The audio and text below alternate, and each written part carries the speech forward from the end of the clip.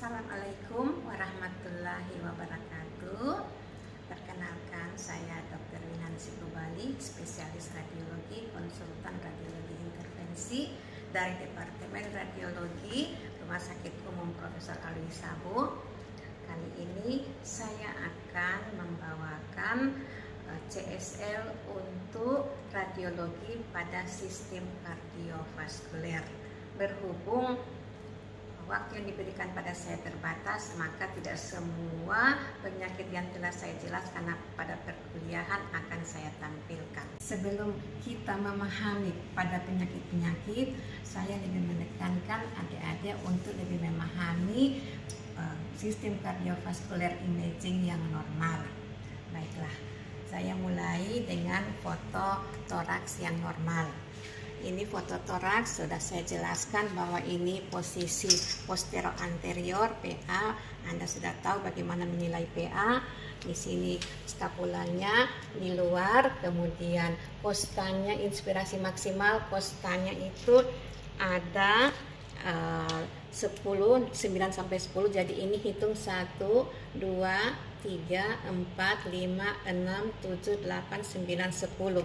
Ini artinya orang tersebut inspirasi maksimal. Foto ini, foto toraks ini, posisi PA, inspirasi maksimal. Kita lihat, kita menilai sekarang jantung. Jantung berada di tengah dengan apex berada di kiri.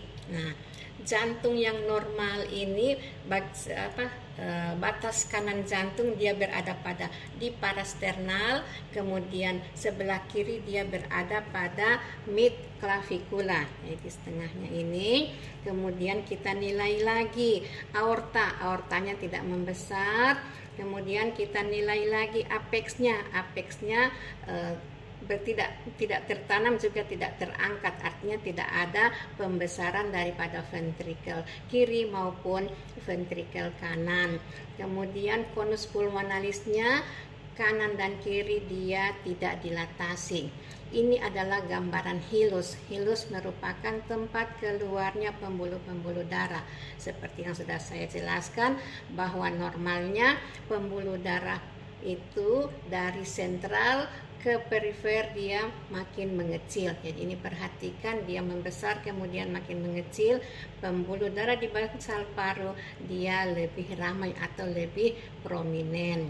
Ini adalah posisi PA. Kemudian kita nilai juga sinus costo cardiophrenikus. Jadi antara kardiak dan diafragma ini dia bagus.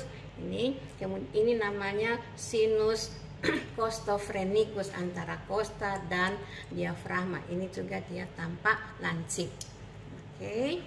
Sekarang kita pindah kepada posisi lateral.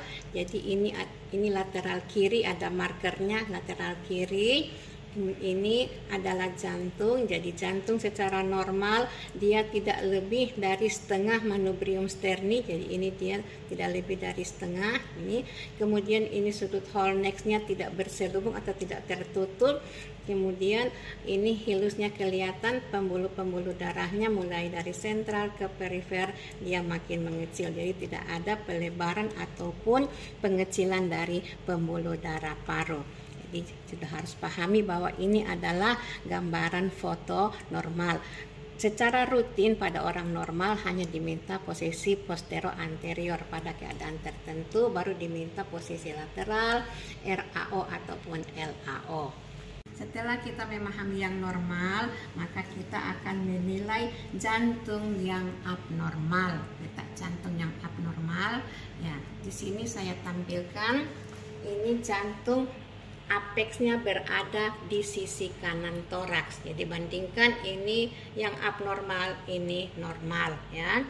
Sekali lagi untuk suatu foto harus perhatikan identitas, posisi pasien dan kemudian usia juga berpengaruh dan tanggal pembuatan foto. Jadi ini adalah bayi usianya baru beberapa bulan. Tampak apex jantung berada di sisi kanan toraks, kemudian aorta juga terputar. ini adalah pembuluh darah paru, kesannya ramai. Perhatikan ini dari sentral ke perifer dia masih melebar. Tetapi kita perhatikan bahwa rongga abdomen masih berada pada tempat yang normal. Ini adalah bayangan hepar, ini adalah bayangan fundus gaster. Jadi ini yang disebut adalah dextroversi atau bisa disebut dextrokardia tanpa situs inversus. Pada beberapa kepustakaan dibilang bahwa ini adalah dextroversi. Jadi ini ada biasanya disertai dengan kelainan bawaan lain. Ini pasti ini adalah hidrosefalus, ini adalah SAM dari intrakranial yang menuju ke peritoneal. Ini saya perlihatkan jantung yang tidak normal. Jadi ini ada gambaran kardiomegali. Perhatikan ini yang normal, ini yang tidak normal, ada perbedaan. Kita lihat apeks jantung yang normal posisinya seperti ini, tetapi pada pasien ini apeks jantung sudah terangkat, sudah berada di atas diafragma. Ya. Yang kedua, konus pulmonalisnya sudah menonjol. Ya, jadi kemudian berikutnya corakan daripada arteri-arteri pulmonal sudah lebih prominent atau sudah lebih meningkat. Jadi ini dia sudah tampak dilatasi, aortanya masih normal. Jadi pasien ini dikirim untuk persiapan pensiun, usia sudah 50 tahun, ada gangguan sesak napas juga. Nah, saya tulis bahwa ini kardiomegali dengan gambaran right ventricle enlargement, dipertimbangkan mitral heart disease, bisa di differential diagnosis dengan pulmonal hipertensi ataupun right ventricle failure. Saya tunjukkan lagi gambaran kardiomegali, ya. Ini kemudian perhatikan ini yang foto normal, ya, foto normal seperti ini yang abnormal, ini kardiomegali.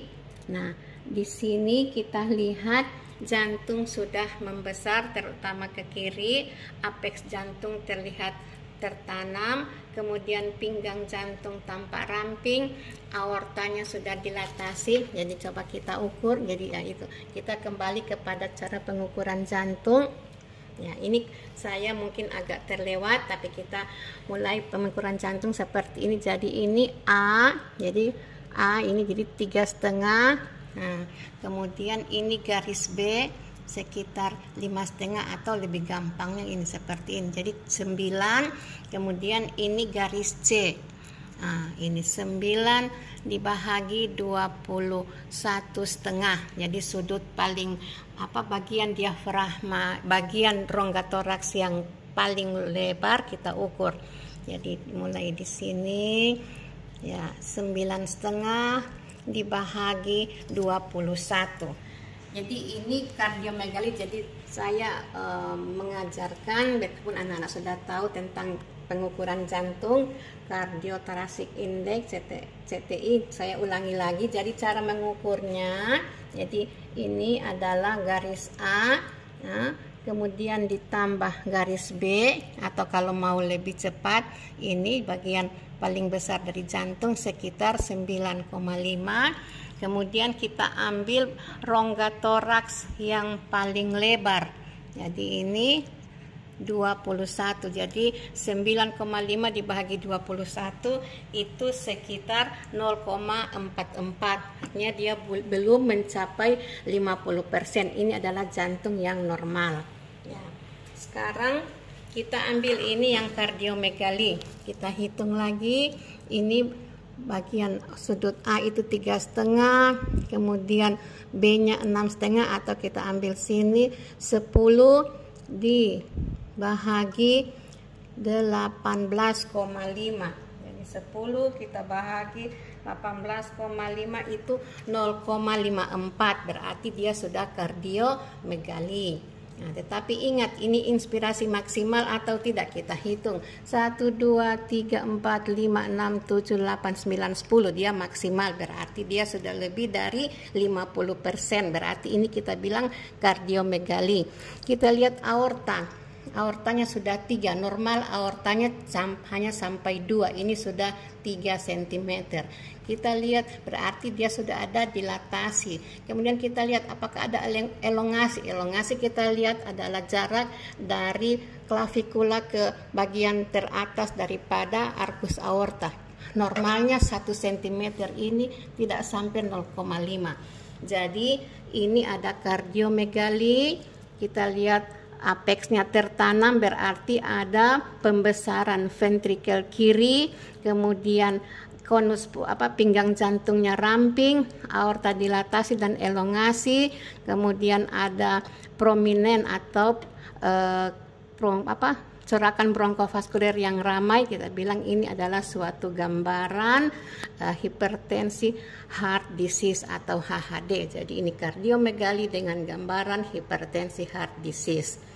Menunjang usia penderita juga sudah 50 tahun dengan klinis hipertensi. Demikianlah CSL radiologi untuk sistem kardiovaskuler. Untuk gambaran-gambaran jantung abnormal lainnya barangkali bisa adik-adik lihat yang sudah saya kasih kuliah, atau mungkin kita bisa lihat di buku-buku atau literatur lain, ataupun di internet yang banyak ditampilkan. Ya, terima kasih, semoga bermanfaat. Assalamualaikum warahmatullahi wabarakatuh.